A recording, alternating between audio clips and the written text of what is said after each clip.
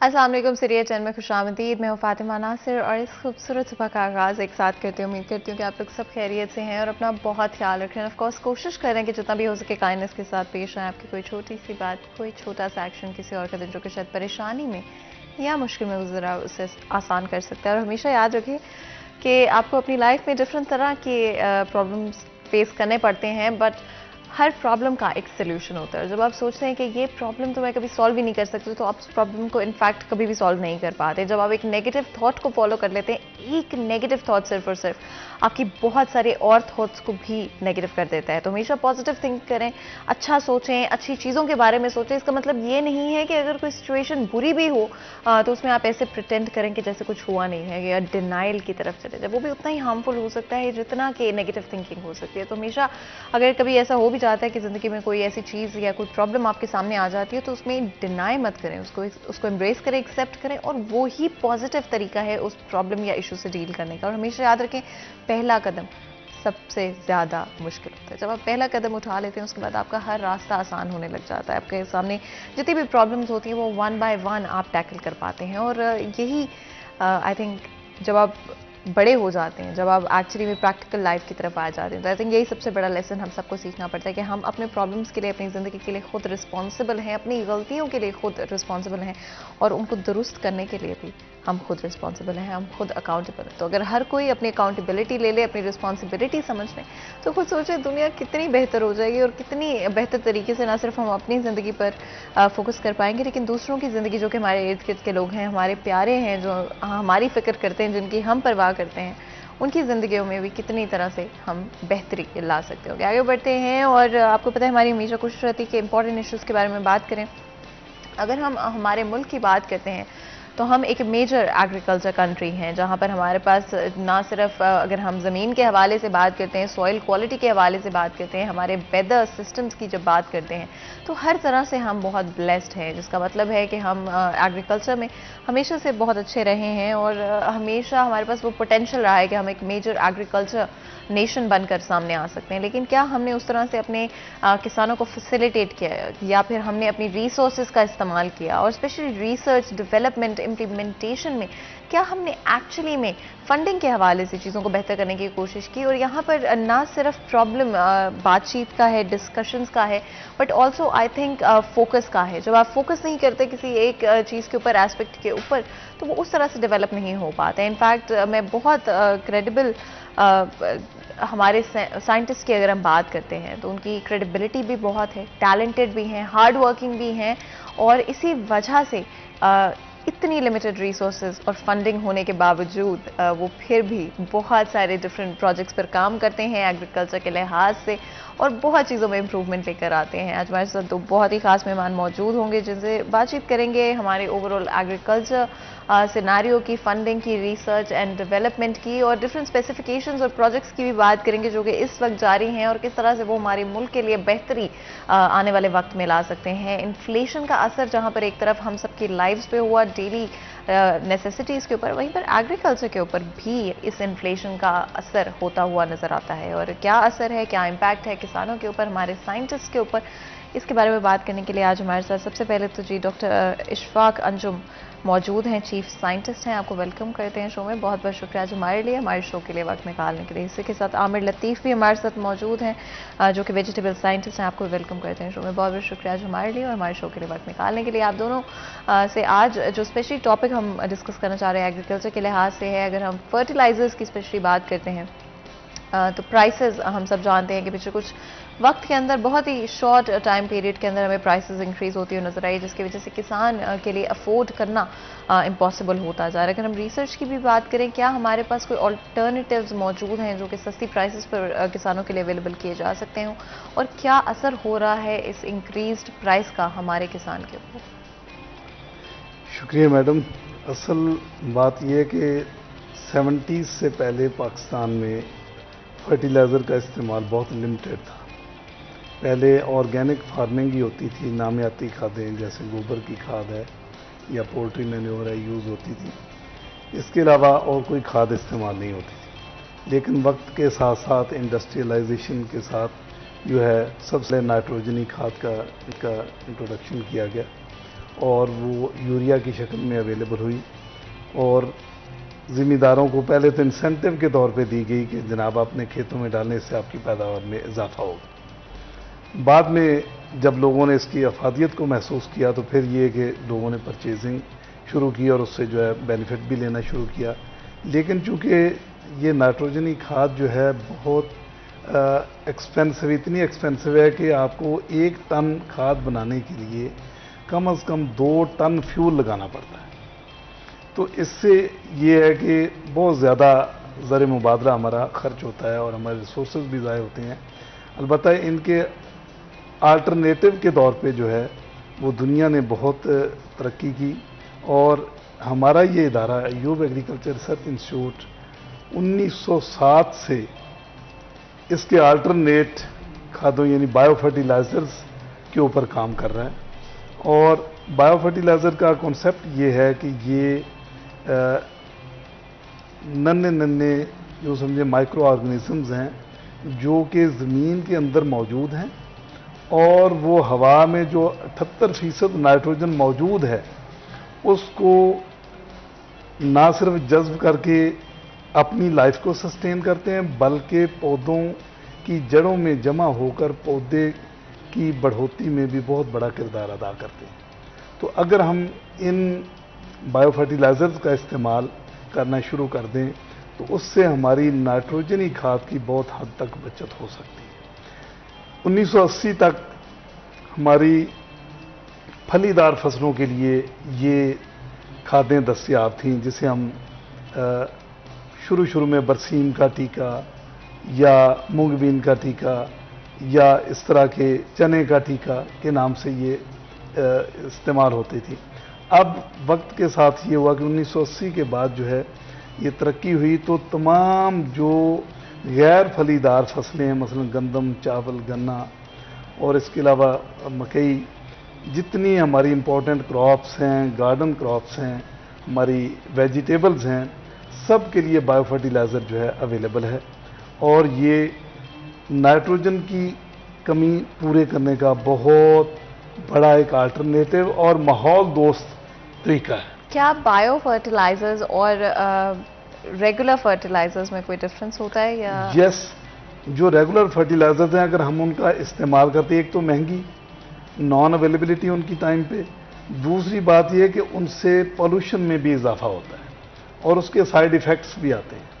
तो ये है कि अगर हम इन दोनों को इकट्ठे मिला के इस्तेमाल करें तो उससे ना सिर्फ हमारी fertiliser use efficiency normal fertiliser की बेहतर होती है बल्कि ये कि ज़िम्मेदार का बहुत सारा जो है वो इनपुट कॉस्ट जो है वो भी बच जाती है। इसके अलावा दूसरी तरह की फर्टिलाइज़र्स ये हैं कि जो ज़मीन में हमारे पास फास्फोरस हम जो डालते हैं तो उसमें से 75% फास्फोरस ज़मीन में मुंजमद हो जाती है वक्त के साथ साथ। हमारी ज़मीन की कैफियत साख्त ऐसी है कि उसके अंदर कैल्शियम मौजूद है जो कि फॉस्फेट आयन को अपने साथ केमिकल ट्रीटमेंट करके बाइंड कर लेता है और वो खाद जो है ज़मीन में डाली हुई भी पौधों को अपनी बढ़ोतरी के लिए अवेलेबल नहीं होती। तो हमने ऐसे जरासीम दरियाफ्त किए, ऐसे बायो फर्टिलाइज़र्स बनाए जो कि ज़मीन में मौजूद बाउंड फास्फोरस को जो है वो अवेलेबल करके पौधों के लिए फराहम करने में मददगार साबित होते हैं जिससे ना सिर्फ फसल की पैदावार बढ़ती है बल्कि फसल की क्वालिटी भी बेहतर होती है। तो ये बहुत बड़ा इम्पोर्टेंट एक इशू है कि इसमें, और इसका सबसे बड़ा फ़ायदा ये है कि ये माहौल दोस्त खादें हैं और इसके अलावा ये मुख्तलिफ़ किस्म के ये जो बायो फर्टिलाइज़र के जो अनाकुलम हैं या बैक्टीरिया हैं ये मुख्तलिफ़ किस्म के हार्मोन भी रिलीज़ करते हैं और बहुत सारी बीमारियों के कंट्रोल में भी मददगार साबित होते हैं। And bio fertilizers I do feel like कि आज अगर हम स्पेशली बात करते हैं दुनिया की और किस तरह से दुनिया बदल रही है और हम ऑर्गेनिक चीज़ों की तरफ जा रहे हैं तो इसमें बायो फर्टिलाइजर्स कितना रोल अदा कर सकते हैं ओवरऑल हमारे इन्वायरमेंट को इम्प्रूव करने में, और जो फूड से रिलेटेड इश्यूज सामने आ रहे हैं जिसमें जिस तरह आपने हार्मोन्स की बात की, क्या इसका इम्पैक्ट ह्यूमन बॉडी के ऊपर, हमारी हेल्थ के ऊपर होता हुआ नजर आता है आपको? यस, इसमें बहुत बहुत ज़्यादा इसका फ़ायदा है, इसलिए कि दुनिया के 2 मेजर कंट्रीज़ जो हैं, थर्ड वर्ल्ड कंट्रीज़, उसमें एक तो इंडिया और चाइना पे बहुत ज़्यादा बायो फर्टिलाइज़र पे काम हो रहा है, क्योंकि उनकी एक तो पॉपुलेशन बहुत बड़ी है, फिर उनके जो है कंजप्शन भी ज़ाहिर बात है उसी तरह है, तो उस कंजप्शन को पूरा करने के लिए जो है वो बायो फर्टिलाइज़र पे बहुत ज़्यादा रिसर्च हो रही है उस पर। और दूसरी बात है कि अमेरिका जैसे मुल्कों में जो तरक्की याफ्ता ममालिक हैं, वहाँ भी पॉल्यूशन को कम करने के लिए वो कहते हैं कि बायो फर्टिलाइजर का इस्तेमाल को ज़्यादा फ़रोग़ दिया जाए। तो ये बहुत इंपॉर्टेंट भी है, जिस तरह आपने बात की कि एनवायरनमेंट को काउंटर करने के लिए, मैनेज करने के लिए बहुत इंपॉर्टेंट होता है।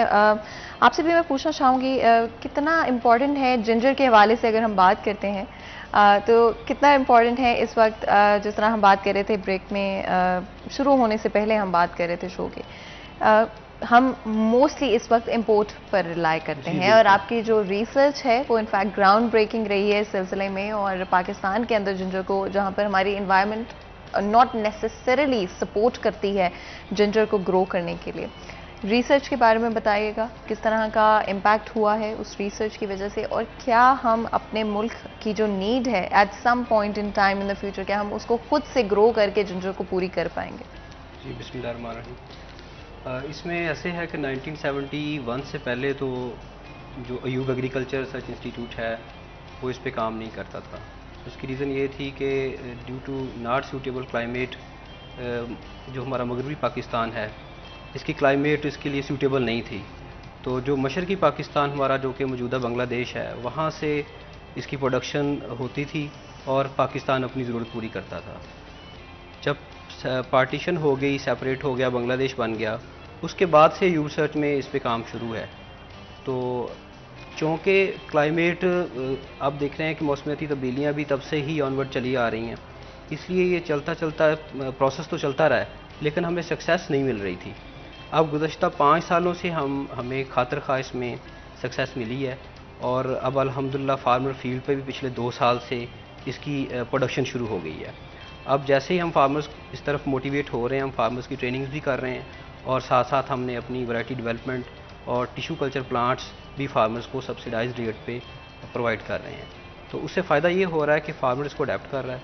फार्मर को फ़ायदा ये हो रहा है कि उसको जितना रवायती फसलों के अंदर प्रॉफिट है, उससे ज़्यादा प्रॉफिट इसमें मिल रहा है। तो जो फार्मर जिनके पास ऑलरेडी टनल स्ट्रक्चर मौजूद है, टनल टेक्नोलॉजी का इस्तेमाल फार्मर्स कर रहे हैं, उनके लिए तो ये बाकी जो भी उसमें वो क्रॉप्स ग्रो कर रहे हैं उससे ज़्यादा मुनाफा इसमें उनको अवेलेबल हो सकता है। तो इंशाल्लाह अगर ये इसी पेस से हम चलते रहे तो पाकिस्तान अब ना सिर्फ अपनी ज़रूरत पूरी करेगा, इंशाल्लाह इसको हम एक्सपोर्ट भी करेंगे। फंडिंग के हवाले से आपको लगता है कि क्या रिसोर्सेज में आपको लिमिटेशंस नज़र आती हैं, जिसकी वजह से इस रिसर्च पे या इस प्रोजेक्ट के ऊपर काम करना कहीं पर आपको लगता है कि स्ट्रगल करना पड़ता है? मैडम, देखा जाए ओवरऑल जितनी हमारी रिसर्च में स्पेंडिंग है, हम वर्ल्ड से अगर कंपेयर करें तो वो बहुत कम है। इवन हम बांग्लादेश से, नेपाल से भी नीचे जाते हैं इसमें। लेकिन जैसे मैंने बताया कि 1971 से काम हो रहा है, तो उसमें मेन आप कह सकते हैं ये फंडिंग ही हर्डल थी। तो रिसेंटली हमें पंजाब एग्रीकल्चर रिसर्च बोर्ड से एक प्रोजेक्ट मिला है, जिसको मैं ही चला रहा हूँ। वो जिंजर के ऊपर डेडिकेटेड प्रोजेक्ट है। उसी में हमने इस पर टिश्यू कल्चर लैब डेवलप की है और इस पर जदीद एक्सपेरिमेंट शुरू किए हैं, जिसमें एक टेट्राप्लाइडी इंडक्शन होता है। उसमें क्या होता है कि इसके जीनोम को, इसके डीएनए को डबल कर लिया जाता है, जिससे प्रोडक्शन इन्हांस हो जाती है, जिससे पौधे के अंदर मौसमियाती तब्दीलियाँ और जो बीमारियाँ होती हैं उसके ख़िलाफ़ भी मुदाफ़त ज़्यादा पैदा हो जाती है। तो उस पर भी हमारा काम अल्हम्दुलिल्लाह उसमें काफ़ी हमें खातिर खा कामयाबी मिली है। तो अगर इसमें फ़ंडिंग मज़ीद बेहतर कर दें तो इसमें बेहतरी मज़ीद आ सकती है। और ऑफ कोर्स डिफरेंट तरह के इश्यूज एग्जिस्ट करते हुए भी आप लोग बहुत मेहनत करते हैं, और जिस तरह से जो हमारे एग्रीकल्चर इश्यूज हैं स्पेशली उनको ओवरऑल सॉल्व करने की कोशिश की जाती है, क्या इस प्रोजेक्ट के अंदर फर्टिलाइजर्स भी एक मेजर रोल अदा करता है? जी बिल्कुल, इसमें मेन जो एलिमेंट, चूँकि जो जिंजर एक क्रॉप ऐसी है, इसे एसिडिक सॉइल चाहिए होती है, स्लाइटली एसिडिक सॉइल। जैसे सर ने बताया, हमारी जो सॉइल्स हैं वो अल्कलाइन कैल्केरियस सॉइल्स हैं। तो अल्कलाइन कैल्केरियस सॉइल्स की अगर ओवरऑल हम पीएच को देखें तो वो 8.5 के राउंड है, या 8.5 से भी ऊपर है बहुत सॉइल्स की। और ये इसके लिए जो आइडियल पीएच है वो है 5.7 से 6.5। तो उस रेंज में इसको लाने के लिए फर्टिलाइज़र इसमें बहुत मैटर करता है। अब जो हम ट्रेनिंग फार्मर्स को देते हैं, हम उसमें ड्रिप इरीगेशन सिस्टम रिकमेंड करते हैं। नॉर्मली जितनी भी ये हमारा टनल टेक्नोलॉजी है उसके अंदर ड्रिप इरीगेशन सिस्टम जो होता है उसका एक अहम रोल होता है। अब ड्रिप इरीगेशन सिस्टम से ये होता है कि हम उसमें एसिडिक फर्टिलाइज़र्स, ऑर्गेनिक फर्टिलाइज़र्स आसानी के साथ उसमें चला सकते हैं। तो उससे ये होता है कि सॉइल की जो हमारी कंडीशनिंग होती है, और फॉर टाइम बीइंग हम सॉइल को हाई एल्कलाइनिटी जो होती है, जिसे हम कहते हैं असासियत, उससे डाउन करके उसको टूवर्ड्स न्यूट्रल लेके जाते हैं, जिससे वो अपनी न्यूट्रिएंट्स अपटेक करता है और हमें प्रोडक्शन मिलती है। ग्लोबल वार्मिंग हम सब जानते हैं, I think at this point in time के ग्लोबल फिनोमेना है और हम सब एक्सपीरियंस कर रहे हैं, पूरी दुनिया इसको एक्सपीरियंस कर रही है, जिसमें राइज इन टेम्परेचर्स हमें देखने को मिल रहे हैं और अनप्रिडिक्टेबल इनप्रिडिक्टेबल आपको वेदर चेंजेस भी नज़र आते हैं। इसका क्या इम्पैक्ट आपको नज़र आता है हमारी फसलों के ऊपर, हमारी जो फूड सिक्योरिटी है पाकिस्तान की, उसके ऊपर? इसमें ऐसा है कि कुछ फसलें ऐसी हैं जिनको, जैसे गंदम है, उसकी फसल को जब उसकी टिलरिंग हो रही होती है और ग्रेन फिलिंग स्टेज होती है, अगर उस वक्त हीट स्ट्रेस आ जाए, हीट वेव आ जाए, जैसे हमारे यहाँ ये ऑब्ज़र्व किया गया, तो उससे ये हुआ कि पैदावार बहुत ड्रास्टिकली जो है वो रिड्यूस होती है, क्योंकि ग्रेन फिलिंग के लिए एक प्रॉपर टेम्परेचर की, एक कूल टेम्परेचर की ज़रूरत होती है।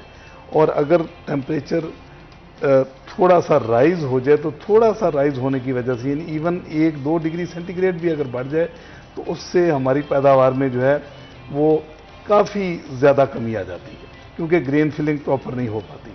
तो इस वजह से मैं ये समझता हूँ कि ये चीज़ें हमें इसके साथ एडजस्ट करना पड़ेंगी कि हमें जो है एक तो फसलों को वक्त पे काश्त करना पड़ेगा, दूसरी बात यह कि फसलों की वो वैरायटीज़ जो कि शॉर्ट ड्यूरेशन हो, ताकि वो अपना लाइफ साइकिल जो है टाइमली कंप्लीट कर लें, before onset of hot weather जो है अपने आप को जो है ग्रेन फिलिंग कर लें, और उससे वो जो है उनकी जो पैदावार मुतासर ना हो। तो हमारी जो इस वक्त फसलें मौजूद हैं, आई डू फील लाइक कि एक तो क्लाइमेट चेंज की वजह से बहुत इम्पैक्ट हो रही है, ऊपर से सॉइल या इन्वायरमेंटल चेंजेस भी उनके ऊपर बहुत ज़्यादा इम्पैक्ट कर रहे हैं, जिसमें पोल्यूशन एक मेजर कंसर्न है, जो कि चाहे हम वो वाटर पोल्यूशन की बात करते हैं, चाहे हम एयर पोल्यूशन की बात करते हैं, दोनों का इम्पैक्ट हमें हमारी फसलों के ऊपर नज़र आता है। आमिर, आपके ख्याल में क्या हम अपनी जो भी फसलें इस वक्त ग्रो की जा रही हैं पाकिस्तान के अंदर, क्या वो हेल्थ कंसर्न्स भी लोगों के लिए पोटेंशली पैदा कर रही हैं आगे चलते हुए, जो उन्हें कंज्यूम करें, स्पेशली क्योंकि सब्जियों से अगर हम रिलेट करें इसको? सब्जियों में देखा जाए, क्योंकि इनको हमने ये ऐसी क्रॉप है डायरेक्टली कंज्यूम करना होता है, मतलब इधर से हार्वेस्टिंग की, उधर से इसको कुकिंग करके हमने इसको कंज्यूम करना होता है, तो उसमें ये हेल्थ इश्यूज डेफिनेटली बन जाते हैं। अगर जो हमारा फार्मर है वो प्रॉपर अगर ट्रेन नहीं होगा, तो वो बहुत बेतहाशा इस्तेमाल करेगा खादों का, और उसके साथ साथ जो ये ज़रिए अद्वियात हैं जिसके आप कह लें रेजिडुअल इफेक्ट्स, या जिसे हम कहते हैं कि आफ्टर इफेक्ट्स जो रह जाते हैं, जो हमारी हेल्थ के ऊपर बैड उनका इम्पैक्ट आता है। तो उसमें लिए जैसे सर ने कहा कि नामियाती खादें एक अल्टरनेटिव है, कि अगर हम जो केमिकल फर्टिलाइज़र्स हैं उनकी जगह या उनके साथ कम्बिनेशन में जो कुदरती खादें हैं वो अगर हम इस्तेमाल करें, तो उससे ये होगा कि एक तो जो हमारी स्पेशली वो ऐसी ग्रो होंगी जो हमारे हेल्थ उसके इश्यूज़ कम बनेंगे। क्योंकि अगर फिर उसके साथ साथ एक और इसमें टिप है कि जिन लोगों के पास फैसिलिटी है, घर के अंदर कोई थोड़ी सी जगह है जिसमें वो किचन गार्डनिंग कर ले, तो उसमें सबसे बड़ा फ़ायदा ये होता है कि उन्हें स्प्रे से पाक और खादों से पाक सब्जी घर में अवेलेबल हो जाती है। बिल्कुल। इससे पहले कि हम मज़ीद गुफ्तगू करें, ब्रेक लेते हैं, कहीं मिल जाएगा, हमारे साथ रहेगा।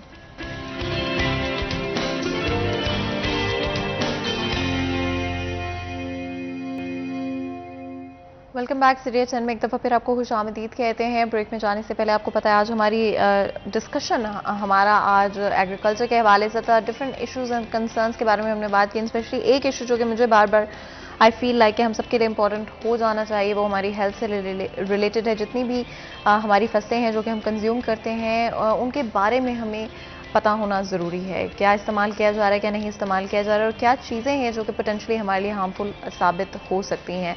अगर स्पेशली हम इस बारे में बात करें, क्या पोटेंशली चीज़ें होती हैं? फर्टिलाइजर्स की हमने बात की, उसके अलावा क्या आज हमारी फसलों में कोई इस तरह की चीज़ें मौजूद हैं जो हमारे लिए ख़तरनाक साबित हो सकती हैं? ऐसा है कि हमारे यहाँ इंडस्ट्रियलाइजेशन की वजह से जो है बहुत सारे ऐसे टॉक्सिक किस्म के केमिकल जो हैं हमारे वाटर सिस्टम में एंटर हो रहे हैं। अगर उनको डायरेक्टली हम इस्तेमाल करें तो फसलों में उसकी अपटेक होती है, और अपटेक होने की वजह से लाजमी बात है कि वो उसका जो एडिबल पोर्शन है उसमें आ जाते हैं, और उसके डायरेक्ट हेल्थ हैजर्ड जो हैं वो ऑब्जर्व होते हैं। और स्पेशली फैसलाबाद के अगर माहौल की बात करें तो यहाँ तो सबसे ज़्यादा पॉल्यूटेड शहरों में दुनिया के ये शहर आता है, क्योंकि यहाँ पे जो है पालक खास कर जो है इसमें बहुत ज़्यादा जो है वो पॉल्यूटेंट आते हैं। इसी तरह जो हम पेस्टिसाइड्स यूज़ करते हैं, तो पेस्टिसाइड का जो स्प्रे होता है वो भी डिग्रेड होने में टाइम लगाता है। अगर हम फसल को फौरी तौर पे हार्वेस्ट करने के बाद इस्तेमाल में ले आएँ या मार्केट में ले आएँ तो उसके भी जो है वो हेल्थ हैजर्ड जो हैं वो लाजमी तौर पे ज़ाहिर होते हैं। तो इसलिए कोशिश ये करनी चाहिए, एक इंटरवल होता है उसे कहते हैं कि पोस्ट हार्वेस्ट इंटरवल जो है, आपने जो इसकी जो आपने पेस्टिसाइड अप्लाई की है उसके तकरीबन 7 दिन के बाद जो है वो क्रॉप आपको हार्वेस्ट करनी चाहिए, ताकि वो जो असरात हैं जहरों के पौधे के ऊपर मौजूद हैं वो जो है हमारे कंज्यूमर तक वो ना पहुँचे। इसके अलावा अगर हम जिस तरह से कंटामिनेशन की बात करते हैं, क्या पेस्टिसाइड्स का कोई ऑल्टरनेटिव मौजूद होता है? या किस तरह से हम अश्योर कर सकते हैं कि हमारी जो पॉपुलेशन है, स्पेशली जो खाने वाली फसलें हैं, उन से किस तरह बेहतर, और स्पेशली जो डायरेक्टली आपके टेबल पे आ जाती है? सो फॉर एग्जांपल अगर हम टोमेटोज़ की बात करते हैं या हम सर्टन वेजिटेबल्स की बात करते हैं, वो बगैर किसी तरह के प्रोसेस से गो थ्रू हुए वो आपके टेबल पर मौजूद होते हैं, आपके घर के अंदर आ चुके होते हैं। क्या कोई बेहतर तरीका है? किस तरह हमें पता चल सकता है कि हमने इसको इस्तेमाल करना है या नहीं करना है, ये ख़तरनाक हो सकता है या नहीं? उसमें ऐसे है कि जैसे डॉक्टर साहब बता रहे थे कि PHI पोस्ट हार्वेस्ट इंटरवल, कि जो आप पेस्टिसाइड्स अप्लाई कर रहे हैं या स्प्रे कर रहे हैं उसके ऊपर हर उस पैकिंग के ऊपर लिखा होता है कि इसका PHI 7 डेज़ है, इसका 5 डेज़ है, इसका 4 डेज़। अब मार्केट में ऐसी पेस्टिसाइड्स भी हैं जिन्हें हम बायो पेस्टिसाइड्स कहते हैं, जैसे बायो फर्टिलाइज़र्स हैं, ऐसे बायो पेस्टिसाइड्स भी मौजूद हैं। वो कदरें थोड़ी महंगी हैं क्योंकि उनकी फार्मूलेशन उस हिसाब की होती है कि उनकी कास्ट ऑफ प्रोडक्शन ज़्यादा है। अच्छा, लेकिन हम उसको प्रमोट कर सकते हैं, मतलब गवर्नमेंट लेवल पे जो बायो पेस्टिसाइड्स हैं उनके ऊपर कोई सब्सिडी दे के उसको प्रमोट किया जा सकता है, ताकि स्पेशली जो वेजिटेबल्स हैं, कुछ क्रॉप्स तो हमारी ऐसी होती हैं उन्होंने स्टोर होना होता है, वो तब तक वो जो स्प्रे के रेजिड्यूज हैं वो कम हो जाते हैं। लाइक मेज़ की बात करें, हम वीट की बात करें, वीट पे तो शुक्र अल्हम्दुलिल्लाह अभी इतने कोई पेस्टिसाइड्स होती नहीं है, वीडिसाइड्स का ही स्प्रे होता है, गंदम जो हम खाते हैं। ज़्यादा इशू हमारा वेजिटेबल्स और फ्रूट्स में है, तो उसके लिए प्रेफर हमें करना चाहिए। एग्रीकल्चर डिपार्टमेंट भी अवेयरनेस देता है, लेकिन फार्मर की परचेजिंग पावर, क्योंकि फार्मर ने अपनी इनकम को देखना होता है, उसने वो वाली पेस्टिसाइड्स या फर्टिलाइज़र इस्तेमाल करने होते हैं जिसमें उसका कम सरमाया खर्च हो। उसको इस चीज़ से गर्ज नहीं होता कि इसके बाद में जो कंज्यूमर पे क्या इफेक्ट आने हैं। तो इसमें मेरा ख्याल है कि हमें ये देखने की ज़रूरत है कि हम फार्मर को फैसिलिटेट करें, उन चीज़ों पे उसको फैसिलिटेट करें कि जिसका बाद में कंज्यूमर पे इफेक्ट कम आए। सॉइल क्वालिटी भी बहुत इंपॉर्टेंट रोल अदा करती है। डॉक्टर अंजुम, आपके ख्याल में सॉइल क्वालिटी इस वक्त हमारे मुल्क की, अगर हम बात करें डिफरेंट रीजन्स की भी बात कर लेते हैं, पंजाब की जिस तरह से सॉइल क्वालिटी, डिफरेंट और जोन्स जहाँ पर ज़्यादा एग्रीकल्चर किया जाता है, फसलें ज़्यादा उगाई जाती हैं, सॉइल क्वालिटी इम्पैक्ट हुई है पिछले अरसे में? यस, उससे हमारी असल में ये है कि हमारी ज़मीनें जो हैं, जैसे सर ने बताया कि कैल्शियम कार्बोनेट बेस्ड ज़मीनें हैं या अल्कलाइन सॉइल्स हैं, हमारी असासी नौइयत की हमारी ज़मीनें हैं। तो इन ज़मीनों के अंदर जो है हमें जो खादें इस्तेमाल करनी वो तेज़ाबी नौइयत की इस्तेमाल करनी चाहिए। उससे हमारी ना सिर्फ प्रोडक्शन बढ़ेगी बल्कि ज़मीन की जो पीएच है वो भी डाउन करने में बहुत बड़ा इसका रोल होगा। तो मैं समझता हूँ कि हमारे यहाँ वक्त के साथ साथ जो है इन खादों की अहमियत को हमें ज़्यादा, तेज़ाबी खादों की अहमियत को समझना चाहिए और उनकी एप्लीकेशन पे ज़्यादा जोर देना चाहिए। उसके अलावा जो है माइक्रो न्यूट्रिएंट का जैसे मैंने एक फार्मूलेशन डेवलप की है, तो उसमें ये कि हमने 8-10 जो हमारे न्यूट्रिएंट्स हैं उनको एक जगह पे इकट्ठे करके जो है माइक्रो न्यूट्रिएंट और वो सारे के सारे तेज़ाबी असरात के हामिल हैं, तो वो अगर हम वेजिटेबल पे स्पेशली इस्तेमाल करेंगे तो इंशाल्लाह उससे हमारी ना सिर्फ पैदावार बेहतर होगी बल्कि फसल की क्वालिटी भी बेहतर होगी और वो उसका जो है हेल्थ के ऊपर भी जो है ह्यूमन हेल्थ पे बहुत बेहतर असरात पॉजिटिव इफेक्ट जो है ना वो मुरतब। फोर्टिफिकेशन भी कुछ फूड्स में की जाती है और पूरी दुनिया में ये, अगर हम स्पेशली बात करते हैं कुछ सर्टेन कंट्रीज की, जिसकी वजह से न्यूट्रिशन डेफिशिएंसी जो कि आपको पाकिस्तान में यूजुअली नज़र आती है वो आपको डिफरेंट कंट्रीज़ के अंदर नहीं नज़र आती है। आमिर, कितना ज़रूरी है कि हमारी पॉपुलेशन जो कि सिवियरली मैल नरिश्ड है इस वक्त, उनके लिए भी इसको अपनाएं? ये बिल्कुल इसकी बहुत अपनी जगह एक अहमियत है। सबसे पहले तो हमारा जो मेन ऑब्जेक्टिव है कि हमने फूड पूरा करना है, लेकिन उसके साथ साथ हमने उसकी क्वालिटी पे भी जाना है। लाइक हम जो वीट खा रहे हैं, क्या उसके अंदर जितनी हमारी रिक्वायर्ड जिंक है वो मौजूद है? तो इस जो एस्पेक्ट को मद्देनज़र रखते हुए अयूब एग्रीकल्चर रिसर्च इंस्टीट्यूट के अंदर जो हमारा दारा गंदम है, उन्होंने जिंक फोर्टिफाइड वैरायटीज़ पे काम ना सिर्फ काम शुरू कर दिया है बल्कि जो हमारी वैरायटीज़ आ रही हैं उसके अंदर जिंक एनरिच्ड है, यानी कि आप गंदम की रोटी खा रहे हैं साथ आपको जिंक की कमी भी पूरी हो रही है। तो उसमें हमारी बहुत सी वैरायटीज़ हैं। लेटेस्ट उसमें अकबर है और इसके अलावा अरूज है, सुबहानी है। इन सब में जिंक की मकदार जो हमारी पुरानी रवायती वैरायटीज़ है उनकी निस्बत बहुत ज़्यादा है। एंड अगर हम इरिगेशन की बात करते हैं या फ्लडिंग के इश्यूज भी हमारे मुल्क में हम सब जानते हैं कि बड़े परसिस्टेंट रहे हैं और वो कुछ बैड पॉलिसी मेकिंग, कुछ डिलेज की वजह से इस वक्त हमारे मुल्क में बहुत सारे फ्लड्स भी देखने को हमें मिल रहे हैं। क्या असर है उसका हमारी फसलों के ऊपर, हमारे किसानों के ऊपर? मैडम, ये है कि सबसे ज़रूरी है कि दुनिया में जहाँ पे भी एग्रीकल्चर जो है रिवर सिस्टम से होती है तो वहाँ पे सबसे ज़रूरी बात यह है कि वहाँ डैम्स बनाए जाते हैं। तो हमें अपने वाटर को जो अवेलेबल है, हमें माशाल्लाह बहुत बड़ा रिजर्वायर हमारे पास है पहाड़ों में, तो अगर हम उसको प्रॉपरली स्टोरेज करके और उसका फ्लो जो है एक कंटिन्यूस ज़रूरत के मुताबिक जो है दरियाओं में अगर हम उसका जारी रखते हैं तो मैं ये समझता हूँ कि ना सिर्फ फ्लड का बहुत बेहतरीन कंट्रोल हो सकता है, हमारी बहुत सारी आबादी मुतासर होने से बच सकती है, बल्कि ये कि हमारे लिए ज़राअत के लिए सारा साल पानी की दस्तयाबी को भी यकीनी बनाया जा सकता है।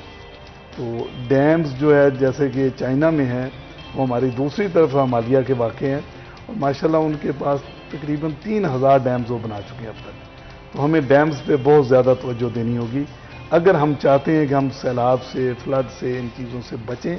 तो ना सिर्फ हमारा इंफ्रास्ट्रक्चर जो है ज़ाय होने से बचेगा बल्कि ये कि हमारी जो है एग्रीकल्चर को और लोगों की जो है ना फलाह बहबूद में जो है इससे हमें बहुत ज़्यादा मदद मिलेगी। Organic foods I think need of the hour हैं, बिकॉज जिस तरह हम सेहत के बारे में बात करते हैं, बायो फर्टिलाइजर्स के बारे में हमने बात की, किसी भी खुराक पे हम जिस पर डिपेंड करें हमारा मुल्क, वो ऑर्गेनिक होना बहुत इंपॉर्टेंट है। लेकिन इस वक्त अगर हम देखें तो बहुत सारी डाइट में आपको बहुत कैलोरीज मिलती हैं, डिफरेंट तरह के और इश्यूज मिलते हैं जो कि आज भी इवन सब्जियां आपके घरों तक जब पहुंचती हैं तो सब आपके लिए फ़ायदेमंद नहीं होती हैं। इसके बारे में क्या कहेंगे और क्या हमें इक़दाम करने चाहिए, क्या पॉलिसीज़ होनी चाहिए गवर्नमेंट की इसको इम्प्रूव करने के लिए? जैसे पहले भी बात हो चुकी है कि हम जो वेजिटेबल्स और फ्रूट्स के अंदर नामियाती खादों, कुदरती खादों को और कुदरती जो पेस्टिसाइड्स हैं उनको गवर्नमेंट की तरफ से उनको क्या पॉलिसी मेकिंग होनी चाहिए? गवर्नमेंट इन जो मैंने जैसे बताया कि जो बायो पेस्टिसाइड्स हैं वो as compare to chemical pesticides वो कॉस्टली हैं, तो गवर्नमेंट उस पर सब्सिडी दे सकती है ताकि फार्मर, जैसे मैंने बताया कि उसको अपनी इनकम से गर्ज होती है क्योंकि उसने भी अपने बच्चों का पेट पालना है, तो वो 5,000 का एक पैक लेके स्प्रे करने की बजाय वो 2,000 का एक पैक लेके स्प्रे कर लेगा, तो उसके 3,000 रुपये उसकी जो इनपुट कास्ट है वो कम होगी। तो इसमें अगर उसको सब्सिडी मिलेगी बायो पेस्टिसाइड्स के ऊपर तो वो उसको प्रेफर करेगा। और दूसरा उसके साथ साथ अवेयरनेस का होना ज़रूरी है। बहुत से फार्मर ऐसे भी होंगे कि वो उनका ये ऑब्जेक्टिव नहीं होगा कि वो सिर्फ अपनी इनकम देखें, लेकिन उनको अवेयरनेस ही नहीं है, उन्हें पता ही नहीं है कि कौन सी पेस्टिसाइड जो है उसका PHI कम है और कौन सी ऐसी पेस्टिसाइड है जिसका PHI ज़्यादा है। बिल्कुल, आपका बहुत बहुत शुक्रिया अदा करते हैं आज हमारे शो के लिए वक्त निकालने के लिए। यहाँ पर एक बिल्कुल छोटा सा ब्रेक लेंगे, जब ब्रेक से वापस आएंगे तो मज़ीद एग्रीकल्चर के हवाले से डिफरेंट इशूज़ की बात करेंगे, लेकिन उससे पहले ब्रेक लेते हैं। कहीं हो जाएगा, हमारे साथ रहेगा।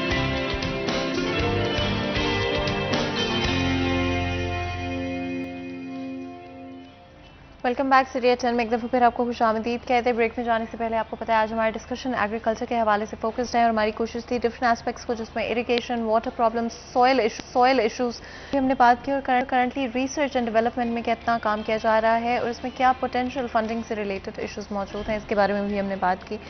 आगे बढ़ते हुए आज हमारे साथ एक और गेस्ट हमें ज्वाइन करेंगे स्टूडियो में। नुसरत परवीन हमारे साथ हैं, साइंटिस्ट ऑफिसर वेजिटेबल्स हैं। आपको वेलकम करते हैं शो में, बहुत बहुत शुक्रिया हमारे शो के लिए वक्त निकालने के लिए। और आपकी speciality if I am correct watermelon से रिलेटेड है। सीड के हवाले से भी बात करेंगे और डिफरेंट कल्टिवेशन प्रोसेसेस के बारे में भी हम बात करेंगे।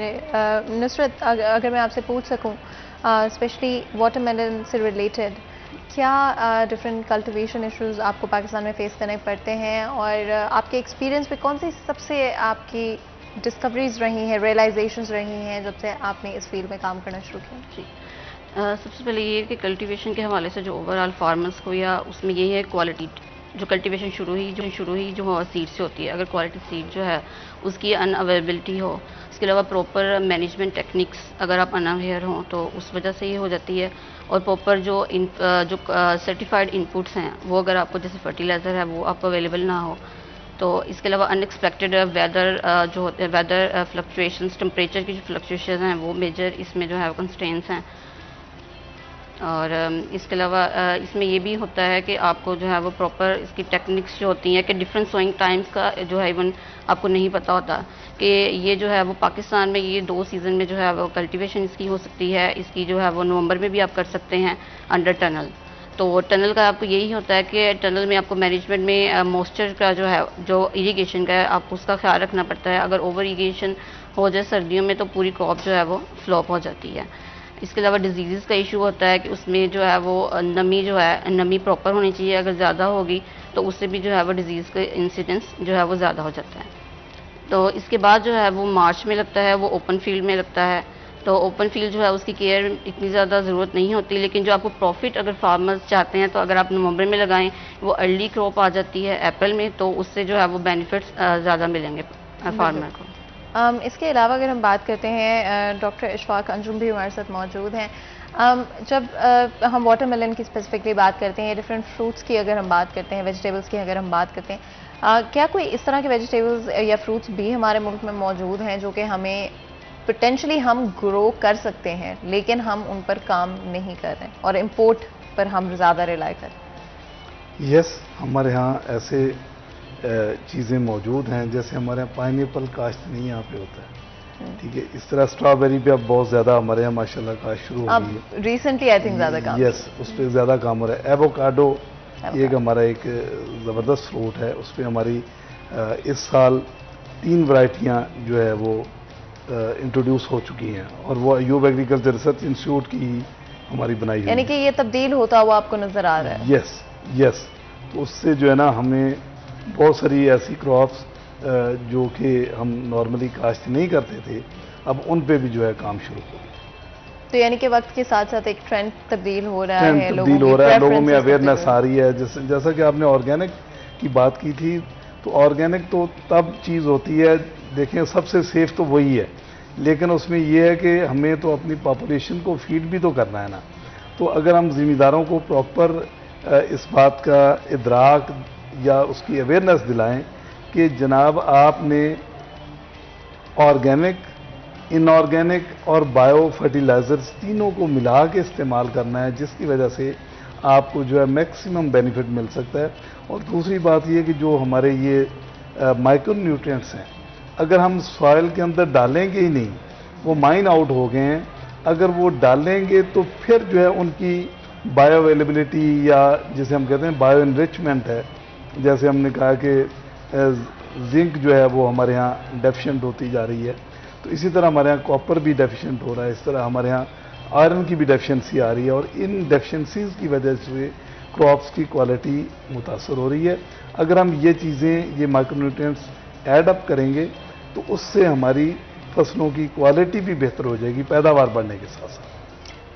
अगर हम स्पेशली इरिगेशन के हवाले से बात करें या फिर हमारी जो बारिशें इस वक्त पूरे मुल्क में हमें देखने को मिल रही हैं और इनप्रेडिक्टेबल हमें वेदर चेंजेस भी नज़र आ रहे हैं, क्या इम्पैक्ट होता हुआ नज़र आता है उसका आपको वाटरमेलन ग्रोथ के ऊपर? ऑफकोर्स ये जो है वो हीट लविंग है, यानी कि दर्जा हरारत को पसंद करती है ये फसल वाटरमेलन। तो अगर बारिशें हैं तो इसकी प्रोडक्शन काफ़ी इफेक्ट होगी, लेकिन इससे जो है वो प्रोटेक्टेड जो एग्रीकल्चर है आप उसकी तरफ जा सकते हैं और कुछ प्रिकॉशंस कर सकते हैं कि आप जो है वो फोरकास्ट पहले देखें फिर सोइंग करें, और प्रोटेक्टेड जो एग्रीकल्चर है उसमें आप टनल कल्टीवेशन करें तो काफ़ी हद तक जो है वो आप इससे लॉस जो वाटरमेलन को होगा वो आप इससे बच सकते हैं। अगर हम डिफरेंट चेंजेस जो कि हमारी इन्वायरमेंट में आते हुए हमें नज़र आ रहे हैं, क्या उसका कोई असर वाटरमेलन के ऊपर भी आता है? जी, जैसे कि दर्जा हरारत बढ़ रहा है तो इससे जो है वो डिजीज़ का काफ़ी ज़्यादा इंसिडेंस हो जाता है वाटरमेलन पे। उसकी वो क्वालिटी जो है वो शो नहीं हो पाती, उसका साइज़ जो है वो शो नहीं हो पाता, यील्ड लॉसेस बहुत ज़्यादा होते हैं हाई टेम्परेचर की वजह से। तो इसमें भी आप इसको अवॉइड करने के लिए आप इसका सोइंग टाइम जो है उसको आप चूज़ कर सकते हैं। आप इसकी नवंबर में सोइंग करें टनल के अंदर, तो इससे आपको अप्रैल में इसकी हार्वेस्टिंग हो जाती है। टेम्परेचर हाई होने से पहले आपकी प्रोडक्ट जो है वो मार्केट में आ जाती है, जिससे आपको लॉसेस जो है वो काफ़ी हद तक कम हो जाते हैं। मार्केट प्लेस की अगर बात करें, आई डू फील लाइक कि मार्केट प्लेस बहुत इंपॉर्टेंट रोल प्ले करती है। जब किसान पूरा जितना भी वक्त लगता है किसी भी फसल को ग्रो करने में, उसके बाद फाइनली उसको मार्केट में लाया जाता है तो क्या प्राइस मिलती है वो डिसाइड करती है कि अगली दफ़ा वो फसल दोबारा किसान लगाएगा या नहीं लगाएगा। एंड आई थिंक ये चीज़ बहुत सारे लोग रियलाइज़ नहीं करते हैं। डॉक्टर अंजुम, कितना बड़ा ये इशू है इस वक्त मार्केट प्लेस में? क्या किसानों को फेयरली डील किया जाता है? क्या उनकी मेहनत जितनी होती है, जो जितना एफर्ट, जितने पैसे उनके लगते हैं, क्या उनको कंपनसेट किया जाता है? यस मैडम, ये हमारे यहाँ ट्रेंड एक अजीब तरह का चल गया है कि एक साल अगर एक क्रॉप बहुत बेहतर है, जैसे वाटरमेलन की मैडम बात कर रही थी, तो अगर वाटरमेलन ने एक साल बहुत अच्छा प्रॉफिट दिया है तो अगले साल जो है उसकी काश्त बहुत ज़्यादा शुरू हो जाती है, जिससे मार्केट में एक गलत का सा समा जाता है कि बहुत ज़्यादा जो है ना वो डिमांड से ज़्यादा जो है वो सप्लाई बड़ी होती है, तो उससे जो है ज़िम्मेदारों को वो प्रॉपर प्रॉफिट उसका नहीं मिल पाता जिसकी वो एक्सपेक्टेशन कर रहे होते हैं। तो मैं ये समझता हूँ कि हमें हर चीज़ को एक बैलेंस में रख के प्रिडिक्ट करके कि इस साल उसकी काश्त कितनी होगी, उस हिसाब से ही काश्त करनी चाहिए कि या तो हमारी चीज़ एक्सपोर्ट हो जाए तो फिर तो बहुत बेहतर है, लेकिन अगर एक्सपोर्ट नहीं होती तो जो चीज़ हमारे यहाँ हम काश्त कर रहे हैं वो इतनी हो कि वो मार्केट में राइटली और ट्रूली कंज्यूम हो सके। एंड ये बड़ा इंपॉर्टेंट फैक्टर होता है आई फील लाइक। नुसरत, आपके ख्याल में मार्केट प्लेस इस वक्त कहाँ पे स्टैंड करती है? मार्केट प्लेस फ़िलहाल तो जो है वो अभी इतनी जो है अवेयरनेस नहीं, फार्मर को उनको मार्केटिंग चैनल का ही जो है वो पता नहीं है। तो इसमें पॉलिसीज़ वगैरह अगर बनाई जाए और स्पेशली अगर प्रोडक्ट जैसे बता रहे हैं कि ज़्यादा हो जाए तो उसमें वैल्यू एडिशन की तरफ जा सकते हैं कि जैसे वाटरमेलन है तो उसकी इवन को जिसका रेंड है वो भी वेस्ट नहीं है, आप उससे जो है वो जैम्स बना सकते हैं, जेलीज बना सकते हैं, उससे पिकल बनते हैं। तो अगर ये पॉलिसीज़ इस तरह की या अवेयरनेस हो कि इससे आप बाई प्रोडक्ट्स बना के अगर ज़्यादा हो गई है प्रोडक्ट तो आप उसकी बाई प्रोडक्ट वो आप जो है वो एक्सपोर्ट कर सकते हैं। तो इसमें ये है कि अगर प्रोडक्ट ज़्यादा हो गई है तो उससे फार्मर को पता हो कि इसको आगे मैंने कैसे लेके चलना है। पेरिशेबल हैं वेजिटेबल्स, तो अगर वो अवेयर होगा कि आगे इससे जो है अगर फ्रेश फ्रूट्स नहीं इसके सेल हुए तो वो कुछ और इससे बना सकता है। बिल्कुल, आप दोनों का बहुत बहुत शुक्रिया अदा करते हैं हमारे लिए, हमारे शो के लिए वक्त निकालने के लिए। यहाँ पर बिल्कुल छोटा सा ब्रेक लेते हैं, कहीं मिल जाएगा हमारे साथ रहिएगा।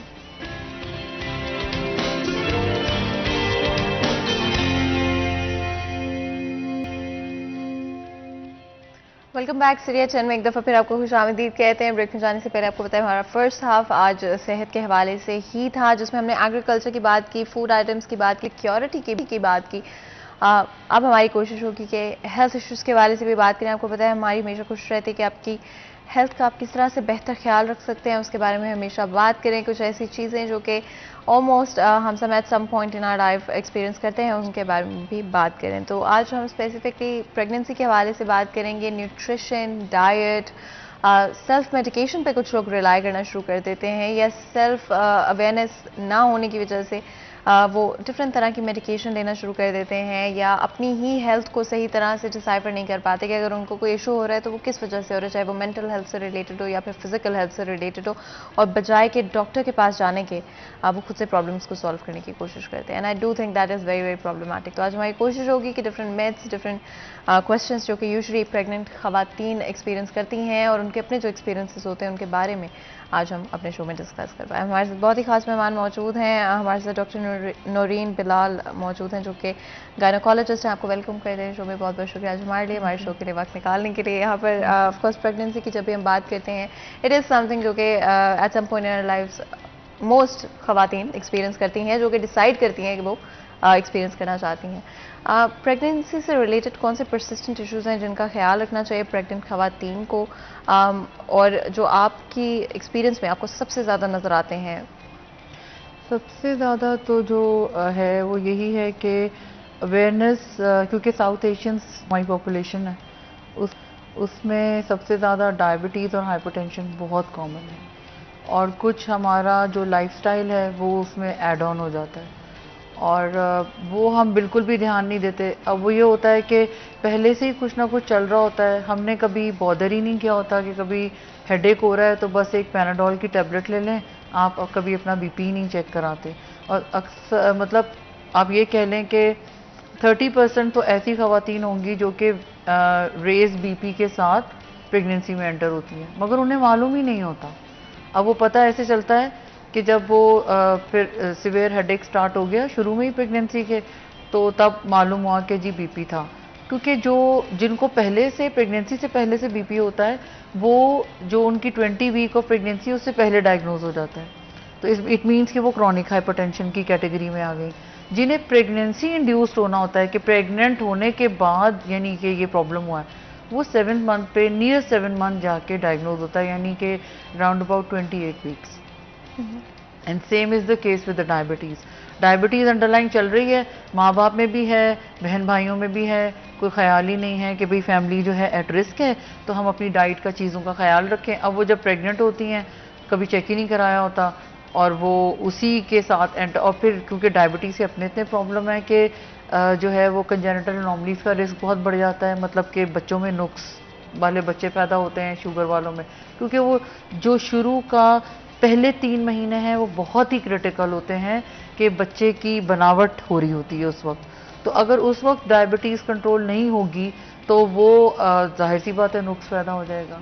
तो ये दो जो चीज़ें हैं ना, इनसे हमें बहुत ज़्यादा प्रॉब्लम फेस करना पड़ता है, एक डायबिटीज़ और एक हाइपरटेंशन, और इसमें सारे ही फैक्टर्स काउंट हो जाते हैं। जिस तरह आपने बात की डेवलपमेंटल इश्यूज जो कि पॉसिबली स्पेशली अगर डायबिटिक कोई प्रेगनेंसी के दौरान आप हों, क्या इस तरह से भी हो जाता है कि अगर फॉर एग्जांपल आपकी फैमिली हिस्ट्री रही है डायबिटीज़ को लेकर एंड इवेंचुअली आप प्रेग्नेंट होते हैं और उसके दौरान आपको डायबिटीज़ हो जाए?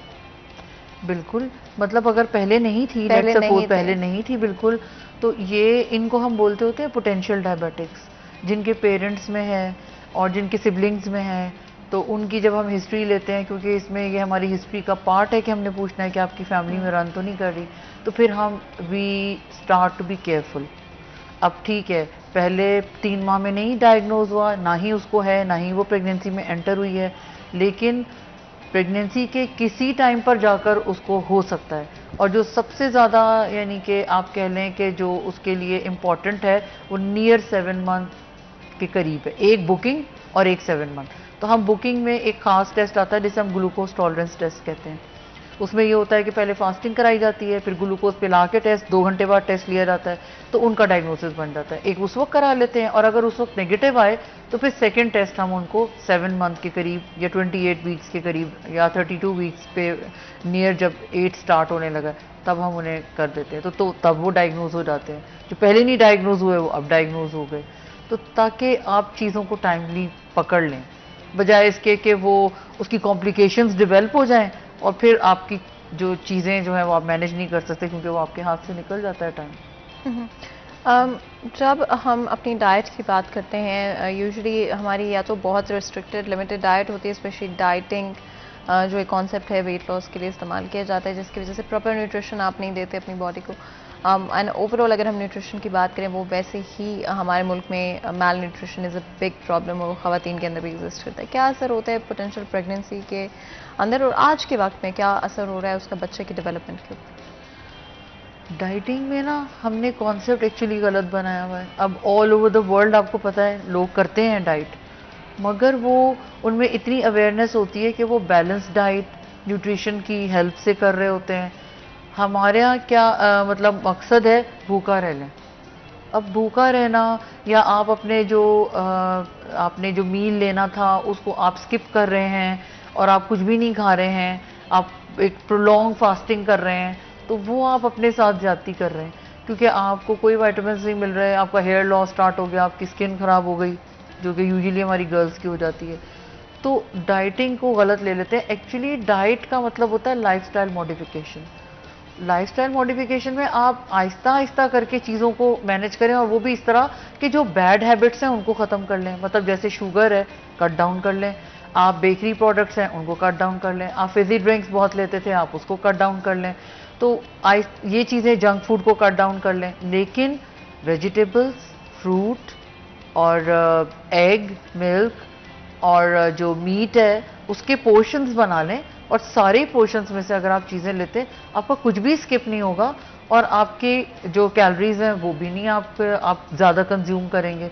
एक लिमिट रख लें कि मैंने इतनी कैलोरीज को करना है और उसके हिसाब से अपनी डाइट को एडजस्ट कर लें। एक्सरसाइज कितनी इंपॉर्टेंट है प्रेगनेंसी में? आई do feel like and specially मैं उन लोगों की बात नहीं कर रही जिनको डॉक्टर की तरफ से ऑलरेडी सजेस्ट कर दिया जाता है कि आप बेड रेस्ट करें या कुछ भी इस तरह का इशू होता है, लेकिन ओवरऑल दूसरी ख़वातीन के लिए जिनकी अगर एक हेल्दी प्रेगनेंसी है, अगर वो चल फिर रही हैं, काम करें, एक्सरसाइज करना चाहिए नहीं करना चाहिए?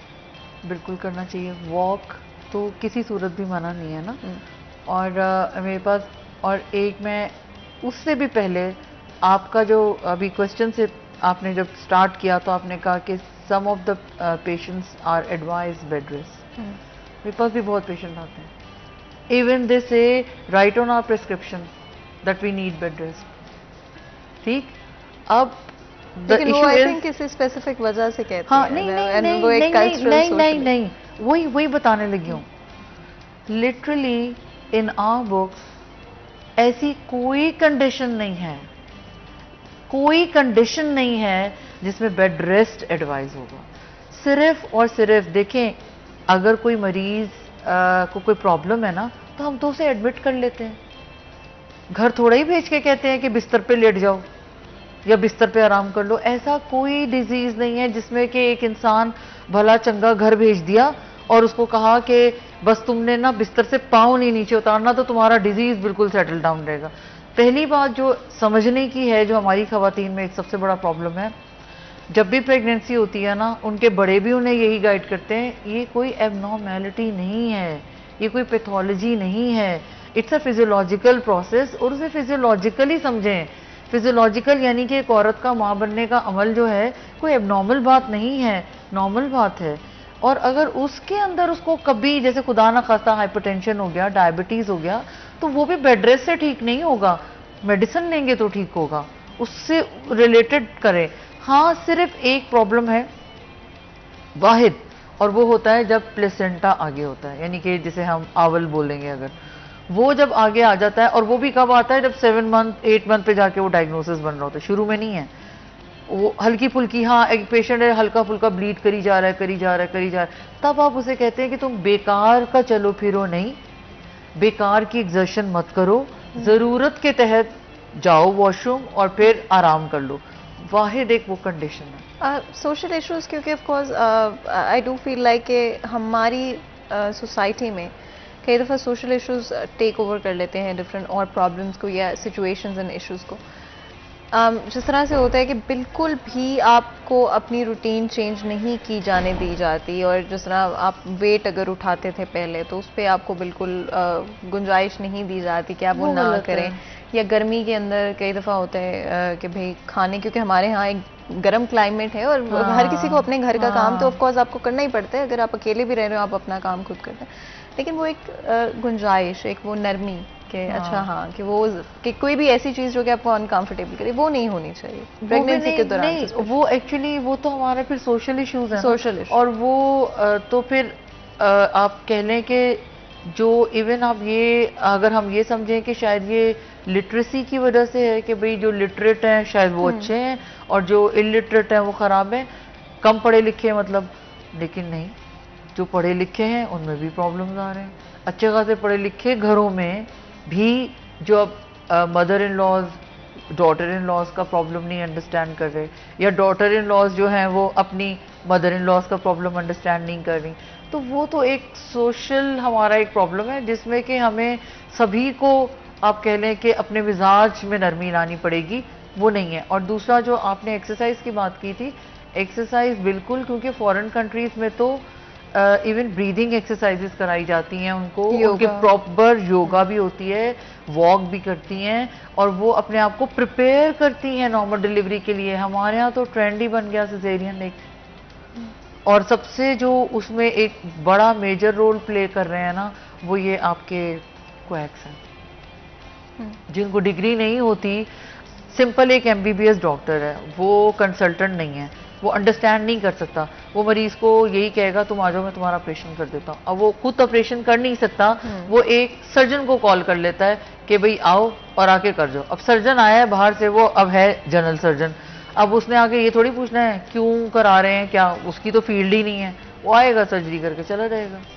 हमारे यहाँ ये भी तो बहुत हो रहा है ना। ये कितना बड़ा प्रॉब्लम है, बिकॉज आजकल अगर हम सुनते हैं स्पेशली हर सिचुएशन में मोस्टली डॉक्टर्स रिकमेंड करते हैं कि आप सी सेक्शन की तरफ चले जाएं। एंड वी ऑल नो कि C section even though it's not bad अगर स्पेशली आपको डॉक्टर की तरफ से सर्टेन सिचुएशंस में रिकमेंड किया जाए, लेकिन एट द सेम टाइम आपको स्कारिंग के हवाले से, हीलिंग प्रोसेस के हवाले से बहुत सारे में बहुत इश्यूज हैं। लेकिन प्रॉब्लम यही है कि अगर एक डॉक्टर वाकई में वो कंसल्टेंट है और वो उसको समझा रहा है कि ये एक रीज़न है तो फिर तो ठीक है। लेकिन अगर कोई ऐसे ही जस्ट फॉर फन, आपको पता है यहाँ पे तो ये इस तरह के भी इशूज हमें आते हैं, मैंने नहीं लेनी दर्दें, मैंने नहीं करा, मुझे आप सीधा सिजेरियन नहीं करें। आई थिंक उसमें लैक ऑफ अवेयरनेस भी एक इशू है कि आपको प्रॉपर नॉलेज नहीं है, आपने कभी you haven't been able to talk about it, और ये एक बहुत बड़ा अगेन एक सोशल इशू पे आ जाता है कि आप डिस्कस नहीं कर पाते ओपनली अपने इश्यूज को, या कि मुझे इस तरह महसूस हो रहा है कि आप किसी और से गाइडेंस ले सकते हैं। असल में हम ना दूसरों से बहुत जल्दी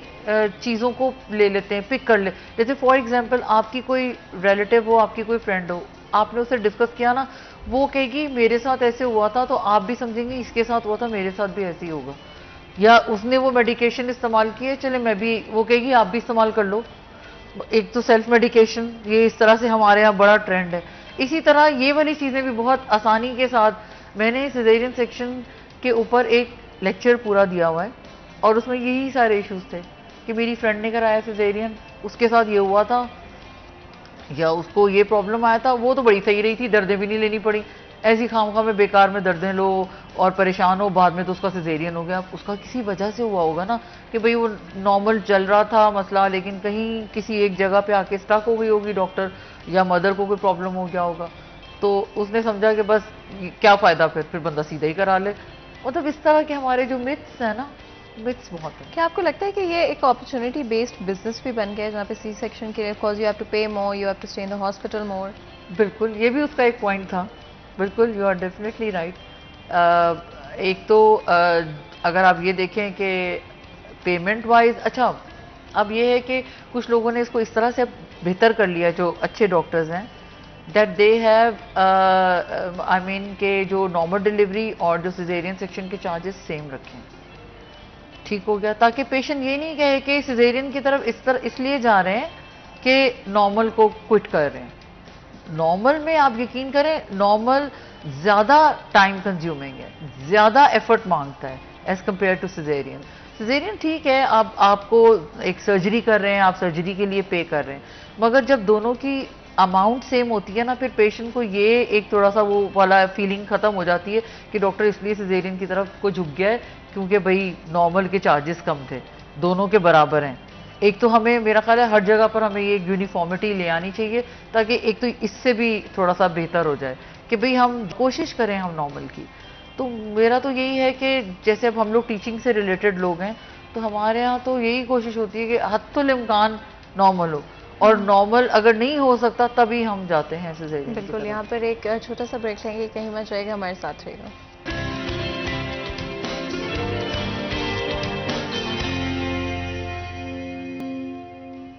वेलकम बैक सीरिया चैनल में एक दफ़ा फिर आपको खुशामदीद कहते हैं। ब्रेक में जाने से पहले आज हम प्रेगनेंसी के डिफरेंट इश्यूज़ के हवाले से बात करते हैं, जिसमें हमने डाइट को डिस्कस किया, न्यूट्रिशन को डिस्कस किया, एंड किस तरह से आप अपने लिए अपनी प्रेगनेंसी पोटेंशली आसान बना सकते हैं। यहाँ पर प्रेगनेंसी की तो हमने बात कर ली, लेकिन आई डू फील लाइक डॉक्टर के आजकल प्रेगनेंसी और कंसीव करने से रिलेटेड इश्यूज भी बहुत सारे हमारे साइड में एग्जिस्ट करते हैं। इनफैक्ट अगर हम कुछ डेकेड्स पहले तक चले तो IVF का कॉन्सेप्ट या डिफरेंट तरह की ट्रीटमेंट्स का कॉन्सेप्ट ही एग्जिस्ट नहीं करता था, लेकिन आज वो सब चीज़ें एक रियलिटी हैं और बहुत सारी मदर्स के लिए ये रियलिटी है, स्पेशली जो नेचुरली कंसीव नहीं कर पाती हैं।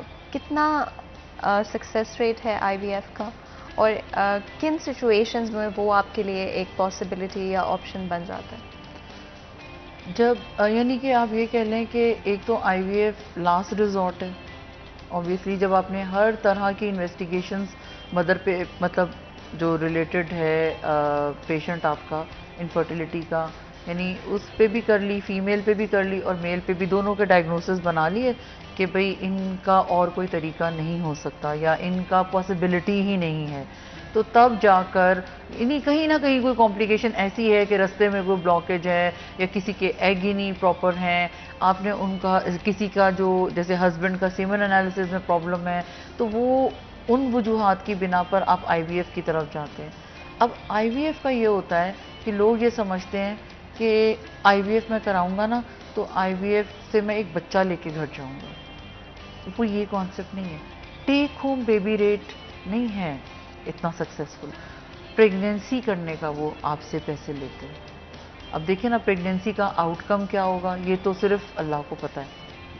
अब डॉक्टर तो अपनी पूरी कोशिश करता है, जो IVF कर रहा है वो आपको एक एम्ब्रियो इम्प्लांट कर दिया आपकी यूट्रस में, लेकिन अब आगे आने वाले फैक्टर्स क्या होंगे, जिस तरह एक नॉर्मल प्रेगनेंसी के साथ प्रॉब्लम होते हैं उसमें भी हो सकते हैं। मतलब अगर मिसकैरेज हो गया अनफॉर्चुनेटली 2-3 माह बाद, तो क्या होगा, सारा IVF का जितना प्रोसीजर का, और वो अच्छा खासा एक्सपेंसिव 5-6 लाख का प्रोसीजर है, और वो सिर्फ एक अफोर्डिंग पेशेंट ही करवा सकता है, तो उसके तो पैसे ज़ाया हो गए। वो रोए धोए कि आपने तो कहा था कि मेरा बच्चा हो जाएगा, उन्होंने कहना है आपको हमने प्रेगनेंसी तो करवा दी थी, अब आगे नहीं चली तो इसमें हम क्या कर सकते हैं। ठीक हो गया ना। तो ये इसके रेट की जहाँ तक आप बात कर रही हैं, जहाँ तक आप ये कह रही हैं कि कंसीव करने में प्रॉब्लम है, तो उसमें आजकल जो यंग जनरेशन के अंदर जंक फूड वाला प्रॉब्लम, वेट गेन का प्रॉब्लम, 2 मेजर प्रॉब्लम हैं जो इस वक्त पाकिस्तान में इनफर्टिलिटी में टॉप मोस्ट हैं। एक पॉलीसिस्टिक ओवरीज और एक आ जाता है एंडोमेट्रियोसिस। पॉलीसिस्टिक ओवरीज में जो हम पेशेंट की ज़बान में समझाएं तो हम कहेंगे कि पानी वाली थैलियाँ बन गई हैं आपकी अंडेदानी के अंदर, और रीज़न क्या है, हार्मोनल इम्बैलेंस है, वेट गेन है, चेहरे पे बाल आना, मेंसेस का डिले होना, और अगर ये सब तो हो गई, और अगर वो मैरिड भी है तो फिर बेबी ना होना। कंसीव करने में प्रॉब्लम होना, तो ये सारी अलार्म, और स्कैन के ऊपर पॉलीसिस्टिक ओवरीज डायग्नोज हो जाना, तो ये उसके अंदर आ गया। अब उसमें भी फिर बार बार यही कहते हैं कि जी सबसे पहले अपना वेट रिड्यूस करें। अब अगर खुद सोचें कि 80-90 kg की पेशेंट मेरे पास आ जाए और कहे मैंने कंसीव करना है, तो मैं उसे कैसे ड्रग दे सकती हूँ? ड्रग उस पर इफेक्ट ही नहीं करेगी जब तक वो अपना वेट रिड्यूस नहीं करेगी, क्योंकि वेट रिड्यूस करेगी, हार्मोन्स बेहतर होंगे, हार्मोन्स बेहतर होंगे तो अल्टीमेटली आधे से ज़्यादा चीज़ें ही बेहतरी की तरफ चली जाएंगी। पीसीओएस की आपने बात की, उसमें तो ऑलरेडी आपका वेट गेन एक सिम्टम है, इफ आई एम करेक्ट। तो स्पेशली पीसीओएस आजकल बहुत कॉमन हो गया, एंड इट इज़ समथिंग जो कि अ लॉट ऑफ वुमेन और स्पेशली टीनेजर्स में आजकल नज़र आ रहा है फॉर वट एवर रीजन्स, लेकिन उसका एक सिम्टम है वेट गेन। और उसको कंट्रोल करने के लिए क्या आप कहेंगे, किस तरह से, अगर फॉर एग्जांपल आपको पीसीओएस है, आप डायग्नोज हो चुके हैं? लाइफस्टाइल मॉडिफिकेशन सबसे पहले, वही जैसे हमने पहले बात की थी कि उसमें पेशेंट को हम सबसे पहले ये कहते हैं, इवन आप यकीन करें हमारी बुक्स में इट्स रिटन कि if you reduce 5% of your weight only, सिर्फ 5% भी अगर आप अपना वजन कम कर लेती हैं ना, तो चीज़ें बेहतरी की तरफ आ जाती हैं। अब देखिए ना, मुझे पेशेंट ये कहता है कि आप जो मुझे मेडिकेशन देते हैं मेरा पीसीओएस ख़त्म हो जाए हमेशा के लिए। ख़त्म नहीं हो सकता, वो आपके अंदर एक टेंडेंसी है, ठीक है, उसको आपने अपनी लाइफस्टाइल मॉडिफाई, ऐसा नहीं है कि 6 महीने साल करूंगी तो फिर सारी ज़िंदगी के लिए पीसीओएस तो पास भी नहीं आएगा, ऐसा नहीं है। आपको अपनी ज़िंदगी की सारे उसूल बदलने पड़ेंगे, आपको ऐसी चीज़ों को अपनी ज़िंदगी से निकालना पड़ेगा जिनकी वजह से आपका वेट गेन होता है। वेट गेन सबसे बड़ा प्रॉब्लम है इसमें। और अच्छा होता क्या है, एक विशियस साइकिल है, मतलब कि आपके हार्मोन इम्बैलेंस हुए, आपका पॉलीसिस्टिक की तरफ जा रही हैं, आपका वेट गेन, फिर आपका हार्मोन इम्बैलेंस, वो और मजीद वेट गेन। आप जैसे कह रही थी कि वो एक सिम्टम है, वो फिर विशियस साइकिल है ना, वो चलता चला जाएगा क्योंकि आप कंट्रोल तो कहीं कर ही नहीं रहे। अब आप कहते हैं दवाइयाँ, अच्छा दवाइयाँ ली 2-3 महीने, 4 महीने, 6 महीने, उसके बाद छोड़ेंगे फिर वैसे के वैसे, फिर कहेंगे डॉक्टर की दवाई ने असर नहीं किया। दवाई कैसे असर करेगी, आपने अपना वेट ही रिड्यूस नहीं किया। दवाई तो सिर्फ इसलिए दी जाती है कि एक सप्लीमेंट है कि भाई आपको एक टाइम फ्रेम दे दिया है, आप इसके दौरान अपना वेट रिड्यूस करें, ये आपको सपोर्ट करेगी ताकि आपको हेल्प आउट करे कि आपको अपने वेट रिडक्शन में भी हेल्प मिले और आपके हार्मोन्स बेहतर हों और आपकी मेंस्ट्रुएशन टाइम पे आ जाए। लेकिन वो ये बात नहीं समझ रहे होते। एंड ये इम्पॉर्टेंट ज़रूर है। आई डू फील लाइक कि आजकल कंटामिनेशन खानों में भी बहुत ज़्यादा होता है। आपको डिफरेंट फ्रूट्स, वेजिटेबल्स, रोज़मर्रा की जो खाने की अशिया हैं, इनफैक्ट हमारे इवन स्टेबल फूड्स आपको 100% सही नहीं मिल रहे होते हैं, और उसका एक बहुत हार्मोनल चेंज, जैसे हम करें, बिकॉज मुझे मेडिकल टर्म नहीं पता इसकी, बट डेफिनेटली ख़वातीन के अंदर हार्मोन इम्बैलेंस होना, और उसका एक तो पीसीओएस का सिम्टम भी है और उसकी वजह भी बन जाता है, लेकिन उसके अलावा भी हमारी डाइट की वजह से, और not just diet choices, but आज हमारी जो डाइट में कंटेमिनेशन पाई जाती है, कितना कॉमन है? डाइट में कंटेमिनेशन पाकिस्तान में तो खैर बहुत ही कॉमन है, और लेकिन इसमें एज सच मैं कंटेमिनेशन एक बहुत बड़ा फैक्टर नहीं है। The choice of diet is much more important in polycystic ovaries. For example जिस तरह से, जहाँ तक मुझे पता है, and correct me if I am wrong, कि अगर आप वेजिटेबल्स खरीदते हैं उनके ऊपर पेस्टिसाइड्स का इस्तेमाल किया जाता है जब वो आपके घर में आती हैं, और यूजुअली वॉश कर लेते हैं। You are right, मगर उसमें ऐसा है कि आपका गॉड फॉरबिड के कार्सिनोजेंस ज़्यादा हो रहे हैं, मतलब आप जा रहे हैं कैंसर की तरफ, मेलिग्नेंसी की तरफ। ये सारे पेस्टिसाइड्स, ये सारे केमिकल्स, इसीलिए हमारे यहाँ मेलिग्नेंसी अब बहुत कॉमन हो गई है। जब हम लोग पढ़ रहे थे तब इतना मेलिग्नेंट तो हम देखते नहीं थे, शादो नादिर किसी बेड पर कोई मेलिग्नेंट पेशेंट बैठा होता था जिसको कैंसर होता था, चाहे वो यूट्रस का हो गया, चाहे वो ओवरी का हो गया, चाहे वो औरत के जनाना दस्ते के किसी जगह का हो गया। लेकिन अब तो इतना कॉमन है, इतना कॉमन है कि जिसकी हद नहीं। तो जाहिर सी बात है हमारे एनवायरनमेंट चेंज हुआ है तो ये चीज़ें ज़्यादा हुई हैं, और एनवायरनमेंट में सबसे ज़्यादा बड़ी चेंज तो यही आई है कि जी फटाफट से मुर्गी के चूज़े को बड़ा कर दो, दूध को ज़्यादा करने के लिए गाय को टीके लगा दो, फिर उसके बाद आप सब्जियों के ऊपर जल्दी जल्दी उनको आप प्रिवेंट करना चाहते हैं कि उनको कोई कीड़ा ना लग जाए, मेरी सब्जी अच्छी बिक जाए या मेरा फ्रूट अच्छा बिक जाए। फिर उनको फलों को आप ये देखें कि जब हमारे फोर फादर्स या ये लोग थे तो ये कहाँ आमों की पेटियों में कोई केमिकल रखते थे। अब हर चीज़ केमिकल के थ्रू जो है वो मेच्योर की जा रही है। बेटियों के अंदर भी है। नहीं नहीं, ये हार्मोन्स की बात नहीं मैं कर रही। I am just talking about you ask for कि आपने पूछा था कि जो पेस्टिसाइड्स क्या रोल प्ले कर रहे हैं और जो जितना कंटेमिनेशन आई सेड इसका हार्मोन से रिलेशन नहीं है, it's related to malignancy.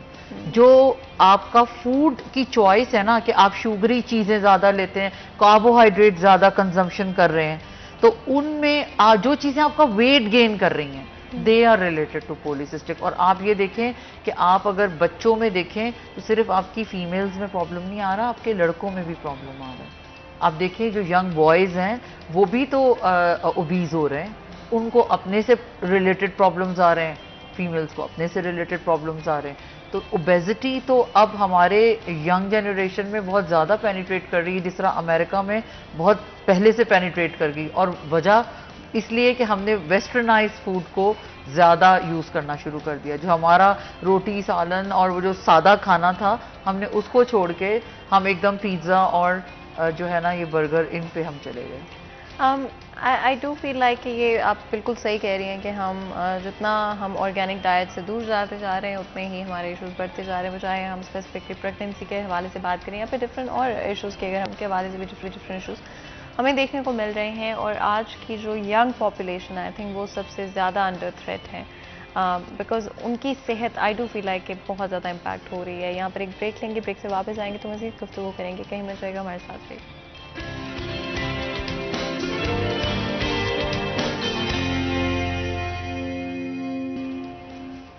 Welcome back. Syria चैन में एक दफ़ा फिर आपको खुशामदीद कहते हैं। ब्रेक में जाने से पहले हमारी गुफ्तगू जारी थी। आज प्रेगनेंसी से डिफरेंट रिलेटेड इश्यूज़ की हम बात कर रहे थे। आई थिंक वन टॉपिक जो इनफ डिस्कस नहीं किया जाता वो कंसीव करने में पोटेंशियल इश्यूज़ के बारे में है। And I do feel like कि वो इनफ बात नहीं की जाती और बहुत सारे सिनेरियोज़ में बस यही समझा जाता है कि ये तो कोई इशू ही नहीं है, अगर मसला है तो वो आपकी ही गलती है। और इतना इनफैक्ट गिल्टी फील कराया जाता है एक ऑलरेडी शख्स को जो अपनी ज़िंदगी में शायद बहुत मुश्किल वक्त से गुजरा है, कि वो खुद और ज़्यादा डिप्रेशन में और ज़्यादा एंग्जाइटी की तरफ जाना शुरू हो जाते हैं। क्या ऑप्शंस अवेलेबल हैं अगर कोई नेचुरली कंसीव नहीं कर पा रहा है? आईवीएफ के बारे में हमने बात की, उसके अलावा क्या ऑप्शंस अवेलेबल हैं किसी भी कपल के पास जो कंसीव करना चाह रहे हैं बट कर नहीं पा रहे नेचुरली? देखिए, सबसे पहले तो ये होता है कि जो अगर कंसीव ना करने के प्रॉब्लम्स आते हैं, जो हमारा एक सबसे बेस्ट टाइम है ना, वो है 25 टू 35 इयर्स के बीच में प्रेग्नेंट, मतलब कोई इंसान अपनी फैमिली कंप्लीट कर ले, that's the best time reproductive age में। अगर हम देखें तो कॉम्प्लिकेशन स्टार्ट होती हैं आफ्टर 35 मोस्टली, और ये वो वाली फीमेल्स होती हैं जिन्होंने करियर ओरिएंटेड होती हैं और जो अपना पहले मैरिज को डिले करती हैं और फिर प्रेगनेंसी को डिले करती हैं। तो इसीलिए आईवीएफ की तरफ जाना पड़ गया हमें कि पहले आप देखें, अगर आप जैसे बोल रहे थे तो उसमें ना सिर्फ पाकिस्तान, अगर आप यूरोप में भी देखें तो उन्हें ज़रूरत इसीलिए पेश आई क्योंकि करियर ओरिएंटेड लोग फीमेल्स जब से बनना शुरू हुई तो उसके बाद अब आप देख लें 45-50 उनके लिए कोई मैटर ही नहीं करता कि इस एज के ऊपर जाके बेबी बॉर्न कराना। तो ये एक तो ये हो गया कि एज फैक्टर है कि भाई अगर जिनकी डिले हो जाता है किसी तरीके से शादी में, या प्रॉब्लम हो जाता है, या कोई अपने सोशल इश्यूज़ की वजह से डिले हो जाता है, वहाँ पे उनके पास टाइम नहीं होता। ये सबसे बड़ा फैक्टर है कि आईवीएफ की तरफ जल्दी जाना पड़ जाता है कि आपके पास टाइम नहीं है। You are already 38 years 39 years, अब आपके पास टाइम ही नहीं है। और रिस्क फिर यही होता है कि फिर कंजेनिटल एनोमलीज या बच्चे में जो नुक्स होने हैं वो भी ज़्यादा, क्योंकि आप ये देखें कि जो हमारे अल्लाह ताला ने हमें जो सेल्स दिए हैं ना ओवरी के अंदर, जिन्होंने बेबी बॉर्न करना है, जिस वक्त एक बच्ची पैदा होती है ना अपनी माँ से, वो लेकर पैदा होती है वो एग्स सारे, और वो मेच्योर होते हैं आपकी प्यूबर्टी पे जाके, और उसके बाद वो आपके अंदर ही हैं। अब आप सोचें since how long, starting of the puberty, तो 35 उसकी लिमिट है जब तक कि वो काफ़ी बेहतर तरीके से होते हैं, मतलब उनकी कंडीशन अच्छी होती है या वो इस काबिल होते हैं कि वो कंसीव कर सके कोई पेशेंट। उसके बाद फिर प्रॉब्लम स्टार्ट हो जाता है। लेकिन कुछ ऐसे भी तो पेशेंट हैं जो उससे पहले ही कंसेप्शन में जिनको इश्यूज आ रहे हैं, अब उनमें फिर ये देखा जाता है कि भाई अब 2-3 जो ख़वातीन में प्रॉब्लम है कि भाई एग नहीं प्रॉपर बन रहा, एग नहीं प्रॉपर बन रहा तो एग बनने की मेडिकेशन। मेल का तो सिर्फ एक ही टेस्ट होता है कि उसके आप सीमन एनालिसिस करा लो, फिर वो उसके लिए हम, जाहिर सी बात है हमारा मुआशरा ऐसा है कि हम मेल को अब एग्जामिनेशन कोई कौन करे और कौन उसको मेडिसिन प्रिस्क्राइब, तो उसको फिर हम यूरोलॉजिस्ट के पास भेज देते हैं। जो हमारे यूरोलॉजिस्ट होते हैं वो मेल को डील कर लेते हैं। लेकिन अगर जहाँ तक बात रह गई कि उनके सीमन एनालिसिस में थोड़ी रिपोर्ट में प्रॉब्लम है तो हम उन्हें मेडिकेशन प्रिस्क्राइब कर देते हैं। अब आगे फीमेल की बात, एक उसका ये कि एग नहीं प्रॉपर बन रहा, एग बनने की मेडिकेशन दे दें, okay we can try it, उसको हम ओवुलेशन इंडक्शन बोलते हैं। दूसरी बात यह आ जाती है कि कहीं उसकी ट्यूब में प्रॉब्लम तो नहीं है। अब ट्यूबल स्टेटस को देखने के लिए आपके पास 2-3 तरह के टेस्ट हैं। अब उसमें भी ये है कि ट्यूबल प्रॉब्लम भी ज़्यादातर उन पेशेंट्स में होता है जो कि पहले 1-2 दफ़ा कंसीव कर चुके होते हैं, फिर एक लंबा गैप आ जाता है कि मेरा बच्चा ना 5-6 साल का हो गया, अभी तक कंसीव नहीं कर पा रहे। एक ये, उनमें फिर ट्यूबल स्टेटस ज़्यादा कॉमन होता है, या जिन्होंने दाइयों और एलएचवियों से विजाइनल इंसर्शंस कराई होती हैं। वो ऐसा होता है कि वो कह देती हैं कि ना तुम प्रेग्नेंट हो जाओगी, दवाई मेरे से रखवा लो। वो अजीब सा कोई कॉटन की बड लेके और उसको किसी दवाई में डिप करके, I don't know what is that, तो वो उनके विजाइना में रख देते हैं। अब आप सोचें उससे तो इन्फेक्शन ही होना है ना, वो इन्फेक्शन ऊपर ट्रांसमिट करता है और उनकी ट्यूब्स को ब्लॉक कर देता है। तो ये भी एक हम जब हिस्ट्री प्रोब करते हैं तो पता चलता है कि अंडरलाइन ये भी एक फैक्टर है कि दाई इंसर्शंस कराई हुई हैं। तो ट्यूब का आ गया, फिर एग की क्वालिटी आ गई, मेल फैक्टर आ गया, फिर ये जो प्रॉब्लम अभी हम डिस्कस कर रहे थे पीसीओएस का, इसके अलावा एंडोमेट्रियोसिस जो मैंने आपको बताई। एंडोमेट्रियोसिस भी बहुत कॉमन होता जा रहा है। ये कि जब जो बच्चियां जिनको के मेंसेस में बहुत शदीद पेन होता है, तो वो एक तो होता है कि चले आपने पेन किलर दे दिया, लेकिन हमेशा ये है कि उनको ज़रूर कहना चाहिए कि आप अपना एक स्कैन ज़रूर कराएं कि कहीं उनकी ओवरी में कोई हेमरेजिक सिस्ट यानी खून वाली थैली, हम उसको फिर बोलेंगे, कि वो तो नहीं बन गई है। क्योंकि और ये होता फिर पेशेंट्स को हम ऐसे एक्सप्लेन करते हैं कि जैसे आपके मेंसेस बाहर आते हैं ना, ये वो बच्चियां होती हैं जिनके मेंसेस बाहर तो आ रहे हैं मगर ये या तो यूट्रस की वॉल्स में अपने घर बना रहे हैं, या ये ट्यूब्स के जरिए होते हुए उनकी ओवरीज में जाके डिपॉजिट हो रहे हैं। तो वो, और फिर वो क्या होता है कि blood is, you know, it's a dirty thing. तो वो फिर क्या होता है, एडिजन्स और चीज़ें और इंटेस्टाइन और ये सब कुछ उनका जुड़ जाता है, ट्यूब्स ब्लॉक हो जाती हैं। अब वो यंग एज में ही सब कुछ हो गया। तो इतना ये बड़ा फैक्टर है और ये इतना ट्रॉमेटिक है पेशेंट के लिए, क्योंकि फिर उनको फिर आईवीएफ की, जब उनकी ट्यूब्स ही काम नहीं कर रही तो उनको आईवीएफ की तरफ जाना पड़ जाता है। और जो अफोर्डिंग होते हैं वही बेचारे जा सकते हैं, जो अफोर्डिंग नहीं होते उनको हम अपने मुंह से कह देते हैं कि देखें आप अफोर्डिंग नहीं है, आप एडॉप्शन की तरफ चले जाएं। फिर अब जाहिर सी बात है उनको कोई हल तो बताना है ना, तो फिर हमारे पास सिर्फ यही एक लास्ट रिजॉर्ट रह जाता है। अडॉप्शन आपके ख्याल में कितना इम्पोर्टेंट है कि हम अडॉप्शन को नॉर्मलाइज करें? आई डू फील लाइक हमारी सोसाइटी में अडॉप्शन को नॉर्मलाइज नहीं किया जाता, और इस तरह के इतने बच्चे हैं जिनकी फैमिलीज नहीं हैं, जो कि अगर उनको किसी फैमिली से अडॉप्ट कर लिया जाए तो उनकी ज़िंदगी बदल जाएगी, उनकी ज़िंदगी तब्दील हो बिल्कुल जाएगी। हो जाएगी, लेकिन वो हम इस चीज़ को अंडरस्टैंड ही नहीं ना करते। वो सारे यही बोलते हैं कि या तो मेरी फैमिली का कोई बच्चा हो, जैसे किसी बहन भाई ने दिया हो, तो उस पे तो राजी हो जाते हैं, मगर जैसे कोई इदारे हैं, जैसे ईदी हो गया, ईदी फाउंडेशन हो गया, या कोई एसओएस विलेज हो गया, तो वहां से जाके हम बेबी ले आए और एक नेकी कर दें, उसके बारे में कभी कोई नहीं सोचेगा। और इस्लाम में तो सिर्फ इतना हमें गाइड किया गया है कि आप बच्चे को ये बताएं ज़रूर दैट आप उसके बायोलॉजिकल पेरेंट्स नहीं हैं। मतलब इतना ज़रूर उसका हक है, उसका राइट है कि आप उसको ये ज़रूर बताएं। अब वो ये कहते हैं अच्छा जी ये बताएंगे तो बच्चा तो हमारा रहेगा नहीं, लेकिन ये कि ज़िंदगी के किसी लम्हे पे जाके जब उसे पता चलेगा तो वो एक ज़्यादा ट्रॉमेटिक शॉक होगा। और लेकिन अगर हम अपने दीन के हिसाब से देखें तो इस्लामिक पॉइंट ऑफ व्यू से भी हमारे लिए ज़रूरी है कि हम उसे ऑनेस्टली वो सारी चीज़ें बताएं। आप उसे प्यार मोहब्बत एक माँ बाप का देंगे तो नेकी तो आप कर ही रहे हैं, और एक तरह से आपका दिल भी लग जाएगा, आपका ध्यान भी बढ़ जाएगा, आपका डिप्रेशन भी खत्म हो जाएगा। लेकिन हम अभी इस तरफ इतना है नहीं हमारा। आप ये देखें फॉरेन कंट्रीज में तो वो लोग just as a business foster parents बन जाते हैं, और वहाँ पे प्रॉपर ये जो जैसे अगर एसओएस विलेज और ये जो हमारे ईदी फाउंडेशन है, अगर यहाँ पर भी इस तरह का हो कि वो कहें कि जी हम अपने बच्चों के साथ साथ इन बच्चों को भी लुक आफ्टर कर रहे हैं, तो गवर्नमेंट उनको पे करती है लुक आफ्टर करने का, and they became the foster parents of those children.